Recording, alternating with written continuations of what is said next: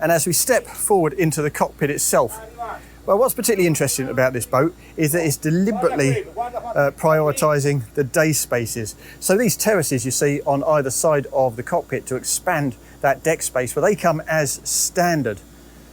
And while we're looking at these terraces, it's worth noticing the deck covering here. This looks like teak, but it's actually Iroko.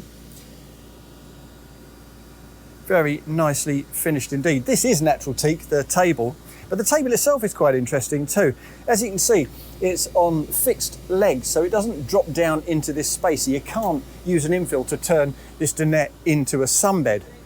They deem that this is adequate as it is. And as I'll illustrate right now, if I can, with one hand, you can also move this backrest forward to expand that sunbed just like that, leaving a couple of seats on either side, plus the aft-facing bench. That's big enough for a couple of people, maybe another couple on either side of that. So you can see where they're coming from with that, but I would anticipate that a few people will insist on a drop-down table there, so you can turn this entire space into a sunbed.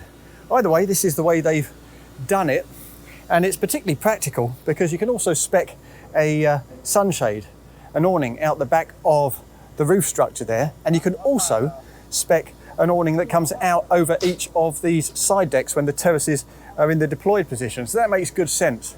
And if you want to shut it up for year-round use, you can also enclose the entire cockpit in canvases too.